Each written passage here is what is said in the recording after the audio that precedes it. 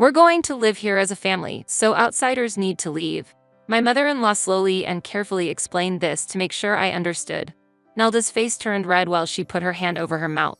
Unable to hold back, Nelda burst into laughter, which triggered my mother-in-law to laugh out loud as well. Right after my father passed away, my in-laws seemed to have been lying in wait, and they showed up trying to take over our high-rise apartment. Surrounded by their laughter, I just bowed my head. My shoulders were shaking. Perhaps feeling pity for me, Brad spoke words of comfort. Don't be so down. I let you be by your father's side, so you should have no regrets. Now it's my turn to do the same. Why don't you go visit Helen? Though, I'm not sure if she will be okay with it. I shook my shoulders, holding back my tears. But I couldn't bear it anymore. Suddenly, I lifted my face and started laughing loudly. Ahahaha. I wiped the tears from the corner of my eyes. Do as you please. I've already contacted the lawyer. It's arrogant to emphasize that I did my filial duty.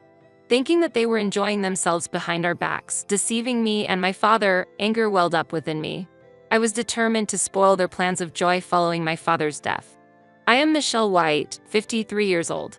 My only daughter, Helen, graduated from university this year and started working. I thought I'd be more at ease after finishing raising her, but I'm still worried about Helen, who lives alone in the city.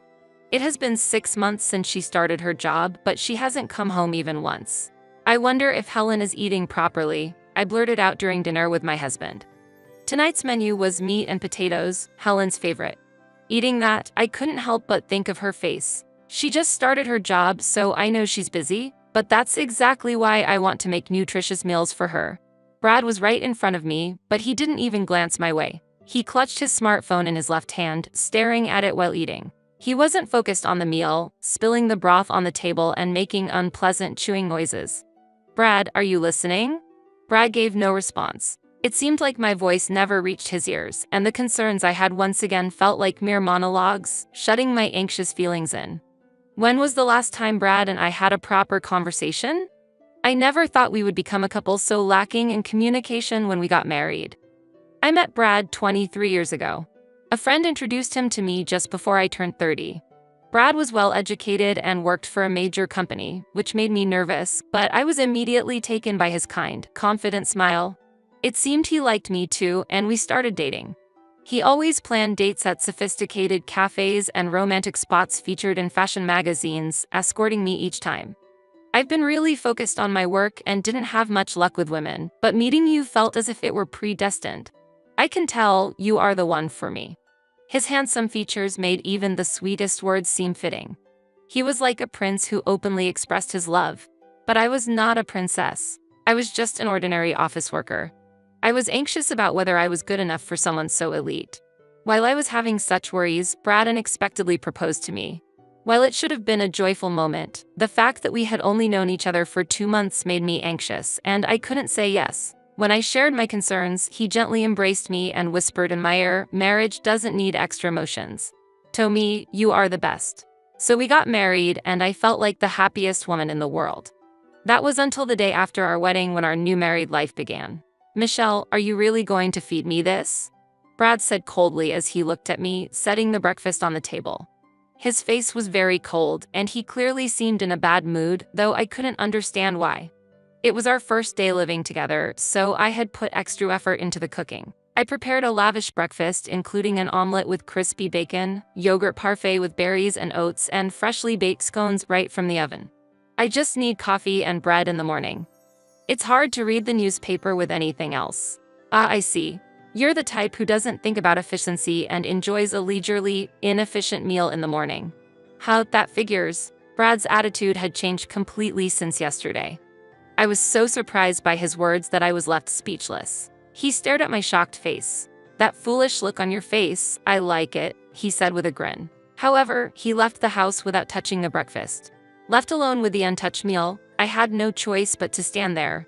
I had planned to take the day off work to tidy up the house, but I was so shocked by his words that I couldn't move, neither physically nor emotionally. Around 9 a.m., the doorbell rang. When I opened the door, my mother and sister-in-law Nelda entered the room without a greeting. Michelle, it seems you tried to impress Brad with your cooking this morning, but that was futile. Brad is not a simple man who can be manipulated with food," my mother-in-law continued without pausing for breath. Brad always eats bread at home and goes to work as usual. It's unfortunate for him, especially so early in the marriage. Nelda grimaced as if enjoying the situation. It seemed Brad had stopped by his parents' house before going to work this morning. A minor misunderstanding between us had been exposed to his family, and I felt embarrassed. Nelda looked around the room and sighed dramatically. Mom, look, there are still moving boxes in the corner of the room. Michelle is really sloppy, isn't she? Oh, I was just about to clean those up, I replied desperately, but my mother-in-law immediately dismissed it. No excuses. Look, you're just an ordinary office worker who is all talk and no action. You're not a good match for Brad, not at all. You should be grateful that he accepted someone like you. My mother-in-law sat down. Now, make some tea. You should at least be able to serve tea without being told, she hurried me. I quickly made the tea and offered it to them. After taking a sip, my mother-in-law snorted with laughter. This is terrible. The tea is too weak. For someone who works as an office worker serving tea, this is quite poor. Both my mother-in-law and Nelda slurped their scalding tea noisily. I wonder if Brad is truly satisfied with such a girl. Well, maybe that's just what you get from a daughter-in-law. Brad does like you, Michelle. Despite their insinuating comments, I couldn't find the courage to speak up in front of my husband's family. Nelda lived at home. She was single and surrounded herself with idle merchandise. She wasn't even a regular office worker like me, and she even recently quit her part-time job at a supermarket. Despite being hurt by her remarks, I had no room to argue. I had hoped for a sweet newlywed life, but my husband scorned me, and my mother-in-law and Nelda often made snide remarks. This was not the life I had hoped for. I couldn't consider divorce right after getting married. Half a year later, while I was troubled, I became pregnant and eventually gave birth to Helen. The blatant nastiness from my in-laws decreased. It wasn't because they were too cruel to berate a mother in front of a young child. Rather, it was because Nelda became obsessed with the popular Korean wave. My mother-in-law also became busy with watching TV dramas from morning to night and going on pilgrimages to drama sites together. As a result, they showed less interest in me and my daughter. It's sad that Helen didn't feel her grandmother's love, but maintaining a proper distance had somehow kept our household calm. Brad seemed satisfied as long as I fully understood and supported his pace of life. Time flew by, and before I knew it, we'd been married for 23 years. While it can't be said that I am extremely happy, we have been living a stable, untroubled life. I thought time would just quietly continue to pass. However, Brad surprisingly suggested something new. How about we live together now? I was so surprised that I dropped my spoon. Brad's voice, which I hadn't heard in a while, seemed almost like a hallucination. What? I gasped, feeling the blood drain from my face. I thought he meant living with my mother-in-law, but I was mistaken. Isn't your father going to rebuild his house? I thought, why not live together then? I had mentioned my father's house situation to Brad a few days ago but didn't get any reaction at that time. However, it seemed he had been listening after all. It's ridiculous that he wants to rebuild his house in his 80s, even if the house is aging. Well, that's probably just an excuse. He surely wants to bring you closer by building a new house. Your mother passed away a few years ago and your father is getting old. Living alone must be tough. While confused by the unexpected suggestion, I desperately tried to understand. But you know, I'd prefer to live in an apartment, not a detached house. It's us who are going to be living there long-term, not your father, so I hope this bit of selfishness can be excused in exchange for living together. Without mocking my stunned silence, Brad continued in a gentle tone. Also, I'm worried about you, Michelle. You worry too much about Helen. Now that you're finally free from childcare, it's time to start the second phase of your life. Changing environments will help refresh your mood. Thank you, Brad. Although he might seem aloof, he had been considering my feelings. Tears welled up in my eyes. I immediately talked to my father about moving in together and he was very happy and couldn't thank Brad enough. Once the decision was made, Brad acted quickly, as if he had been eyeing it from the start, and contracted a new high-rise apartment. Even though Brad works at a major company, going for a high-rise apartment was surprising. I only receive a monthly allowance for living expenses and am not familiar with our savings, but when I checked the market price of the apartment, my head started to spin. Now that Helen is independent, I don't feel like living in a family-type apartment anymore. I want to start the second phase of my life. Since it's going to be our last home, I think it's okay to indulge a little. It seemed my father had already agreed and plans had been moving forward without my knowledge. Although I felt a bit anxious, living in the high-rise apartment was actually very comfortable. This beautiful new home was supposed to be the start of a fulfilling second phase of my life. However, my relationship with Brad gradually deteriorated. There was some conversation until the purchase of the new home, but afterwards, the previous silence returned. Additionally, his overtime and business trips increased, and he barely came home. Brad can't relax at home because my father is there? My father looked sad and seemed to have lost his energy, confining himself to the small space. Dad, do you no longer go to your ballroom dancing classes or do karaoke? It seems you haven't gone since we moved. I've decided to quit. Why? Well, it's fine. I get to spend time with you. That's enough for me. My father lost his hobbies and he seemed to have aged rapidly. Even when I encouraged him to go out, he oddly only went for walks late at night. Then, just a year after we started living together, my father was rushed to the hospital due to an illness. While preparing for his hospitalization, I found a passbook hidden among his clothes when I opened his drawer.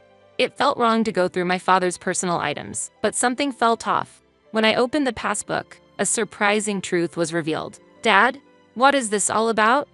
I rushed to the hospital and confronted my father directly. However, he just smiled. Spending time with Michelle was the greatest happiness for me. I'm grateful to Brad for that. But actually, there's something about him. My father's words shocked me, and I couldn't hide my disturbance. Quietly, my father took my hand in his.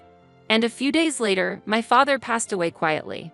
When I contacted Brad, he responded with a bright tone. Oh, that was quicker than I thought. Afterwards, a disaster that seemed to cut through my grief struck. As I was looking for a photo for the memorial service at home, the front door opened. I thought it was Brad returning, but I heard several footsteps. Can we put these boxes here? The newcomers were movers, carrying cardboard boxes. Behind them appeared my mother-in-law. Oh, Michelle, you're here too? Nelda and Brad were with her. As box after box was brought in, I asked in astonishment, what are these boxes for? Can't you see? A tea-serving office lady seems to lack insight. Nelda and I are moving in. My mother-in-law answered nonchalantly. She and Nelda exchanged glances and laughed together. Nelda added pointedly, we express our condolences. Yes, our condolences. Now, could you please leave? As I stood bewildered, Brad, who had been silent, suddenly laughed. Michelle doesn't get it, explain it to her in simpler terms. Then, my mother-in-law began to explain slowly. We're going to live here as a family, so outsiders need to leave. She slowly and carefully explained this to make sure I understood. Nelda's face turned red while she put her hand over her mouth. Unable to hold back, Nelda burst into laughter, which triggered my mother-in-law to laugh out loud as well. Now that the troublesome old man is gone, this house belongs to us. Their laughter echoed through the home that had once promised a new chapter in my life, now turning into a scene of betrayal and loss. Surrounded by the laughter of my mother-in-law and her company, I bowed my head as my shoulders were shaking. Perhaps feeling pity for me, Brad offered some words of comfort. Don't be so down. I let you be by your father's side, so you should have no regrets. Now it's my turn to do the same. Why don't you go visit Helen? Though, I'm not sure if she will be okay with it. I was shaking, holding back tears, but I couldn't bear it anymore. Suddenly, I lifted my face and started laughing loudly. Ahahaha. I wiped the tears from the corners of my eyes. Please do as you like. I've already contacted a lawyer. Brad and the others twisted their faces in surprise. Has she gone mad? How creepy. Ignoring their reactions, I left the house.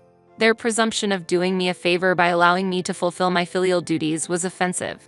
Thinking that they had been enjoying themselves behind our backs, deceiving both me and my father, anger welled up within me. I was determined to spoil their plans of joy following my father's death. For the time being, I put them aside and made sure my father's funeral went smoothly without any disturbances. Of course, none of Brad's family attended. After successfully sending off my father, my revenge began. I did not return home but stayed in a business hotel. Then, on the following Sunday, I went back to the high-rise apartment, my resolve firm. Using the keys I had, I unlocked the entrance and led many relatives into the apartment. Nelda, dressed in casual home clothes, let out a shriek of surprise. Yikes, was her ugly cry. Brad and my mother-in-law frowned in astonishment. The relatives I brought with me quickly began packing items from the room into boxes. I'm here to organize some belongings, I announced as I entered.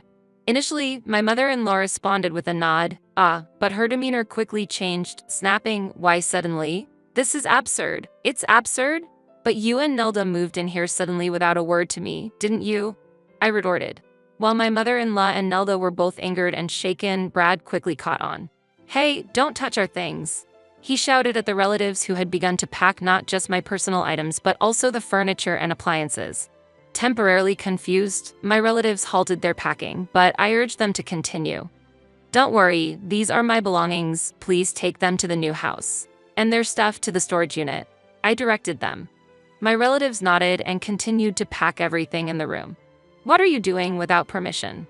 Brad exclaimed. "Without permission? Isn't that exactly what you did?" I snapped back. As my relatives moved back and forth, a man in a suit appeared. "This gentleman is here from a real estate agency to appraise the property today." I introduced him. "Appraisal?" Brad reacted in shock, too bewildered even to accept the business card offered to him. "Yes, can't you see? Think about it a little, Brad. I'm planning to put this apartment on the market." Brad, my mother-in-law, and Nelda were all wide-eyed with surprise. Unable to hold back, I laughed aloud at their dumbfounded expressions. "Why are you surprised? This house was purchased by my father and you all have no right to live here." Meanwhile, my mother-in-law, in a panic, insisted, "What do you mean? Wasn't it just that Michelle's father helped with the down payment?" Pressing Brad for answers. It seemed she was under the misconception that my father had only contributed a small amount of money. Brad remained silent. As the room quieted down, I explained the situation. I truly appreciated Brad suggesting that we live with my father, but it turns out he was just after my father's assets. In reality, Brad had persuaded my father to buy the apartment without my knowledge, and that was the hidden condition of our cohabitation. My father had exhausted his savings to purchase the apartment. What's the problem? It's smarter for us to buy the apartment than for an elderly person to rebuild a house unnecessarily. It's a wise investment. In the end, Michelle did her filial duty, so no complaints are needed. Indeed. I am thankful for the time I spent with my father. See? Brad's confidence was revolting. Remembering my father's bank account pained me. Initially, it was emptied for the apartment purchase, and thereafter, as soon as the pension came in, it was immediately withdrawn. My father's decreased enjoyment of his hobbies was because he no longer had the financial freedom. Not only the savings, but you were also withdrawing the pension as living expenses. How greedy can you get? Unable to bear my direct gaze, Brad looked away. However, now I'm glad that my father bought this place. As his only daughter, I inherit this home and can put it on the market right away. It would have been troublesome if you had contributed even $10,000 to make it a joint ownership. So, what was that about outsiders should leave? Don't make me laugh. You're the ones who need to leave this house. To cover Brad's embarrassed face, my mother-in-law stepped forward. Yes, sorry. It was really wrong of us. My son has caused trouble. Is that enough? We're sorry for using your beloved father-in-law's money. But he's passed away. Why blame Brad for something a deceased person was involved in? Michelle, you really are persistent. My mother-in-law had completely shifted gears, realizing the direness of the situation while Nelda approached me. Who said you are an outsider? Stop this ridiculous joke. We are family. We came because we thought you'd be lonely after your father-in-law's death. Why don't we live together nicely? The audacity of them acting like family after trying to drive me out was beyond infuriating. I don't even feel angry anymore. Brad, what do you think? Am I an outsider? Are you thinking of divorce? Brad answered in almost an inaudible voice. No, I'm not planning to divorce. I love only you, Michelle, so please don't say anything about selling the house. The Brad who had once looked down on me was no longer there. Seeing Brad hang his head in shame, I couldn't understand why I had ever been accommodating to him. You love me? That's clearly a lie. After all, you're just after the house I inherited, I said provocatively. No, I truly love you, Brad retorted. Stop it, you're making me sick. How dare you say those words after having an affair? That's shameless. At that moment, I confronted him with several photos. They were pictures of Brad entering a hotel with another woman, looking intimate. Brad had no room for denial. What is this? He stammered. These are pictures I got from Dad, I informed him. From that old fool. Brad hadn't been coming home and was just demanding money. Dad was suspicious all along. I was shocked because I hadn't doubted you. When you spend a lot of time with someone, you don't notice the abnormalities. I don't know how long you've been cheating, but I feel like all the time I spent with you was wasted. It really hurts.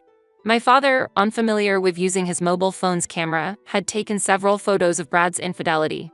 He had debated whether to tell me, but had collected evidence during his supposed night walks.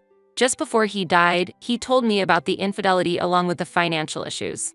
"Let's get a divorce," I initiated. "But Michelle," Brad tried to interject, but I cut him off. "Do you think you have a choice?" Brad clenched his teeth. My mother-in-law clung to Brad's arm, whispering accusations. "This isn't what we planned. We thought Michelle was just a simple office lady that we could easily manipulate."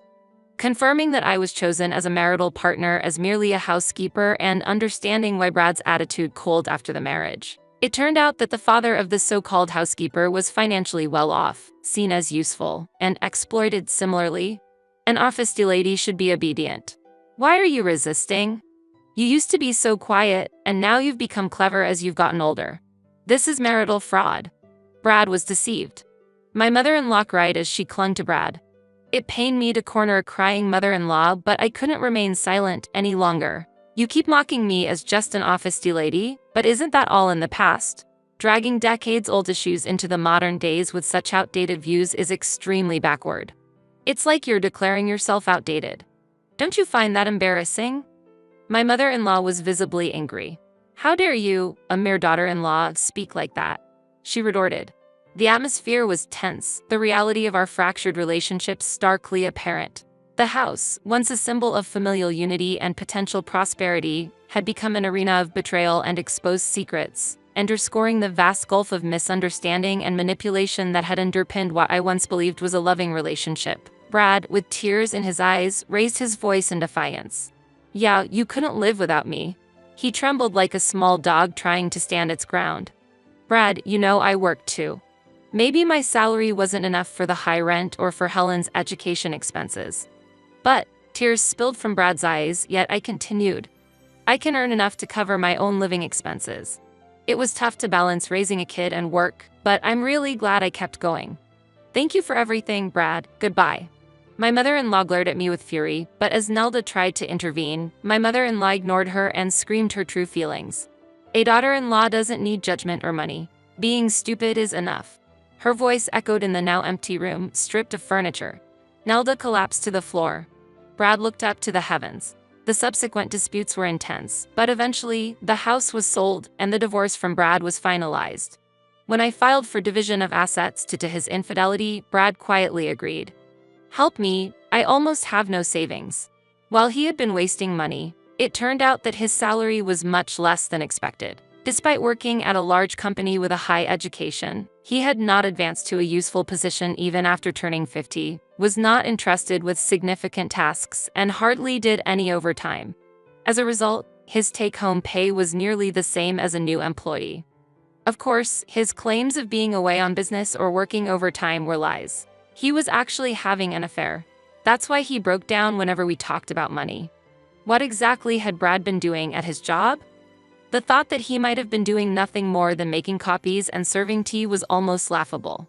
I made sure to receive a substantial amount in division of assets from Brad without mercy. Just when everything seemed settled and I felt relieved, only 3 months after the divorce, Brad reached out to me, suggesting we get back together, which made me shiver. "Michelle, won't you start over with me from the beginning?" Previously, Brad had been proud of his job, but after our divorce, he moved into a cheap 2-room apartment with his mother and Nelda. The reality of his situation and his attempt at reconciliation felt both pitiful and infuriating. My journey had brought me too far to consider turning back to a man who had revealed himself so thoroughly.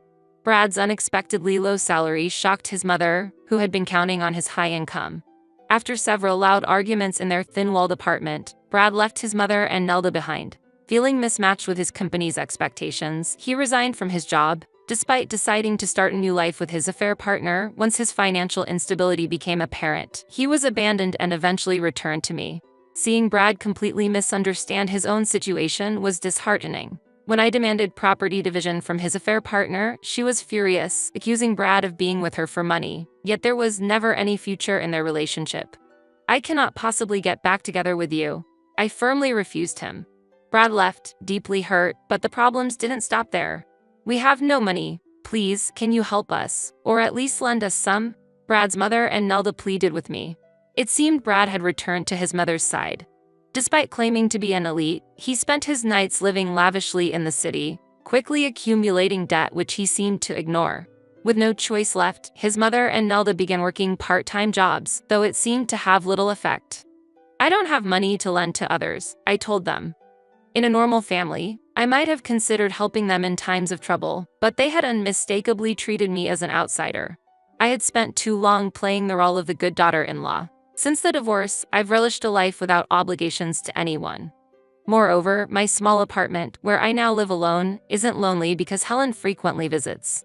It's a stark contrast to a home with a grandiose father and a somber mother. Mom, you've really changed, Helen noted. Yes, perhaps Grandpa protected me in his way, giving me the courage to change, I said as I handed her freshly made meat and potatoes, her eyes lighting up with joy. I'm so happy. I love your meat and potatoes. Helen savored a bite, her eyes narrowing in contentment.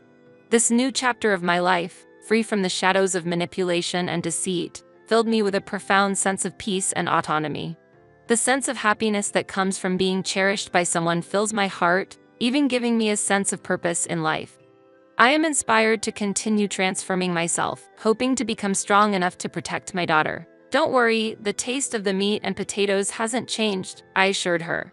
Helen tilted her head, puzzled, but seemed relieved. I hope for these peaceful moments to last forever, a sanctuary of love and tranquility where we can both thrive, free from the tumult of the past.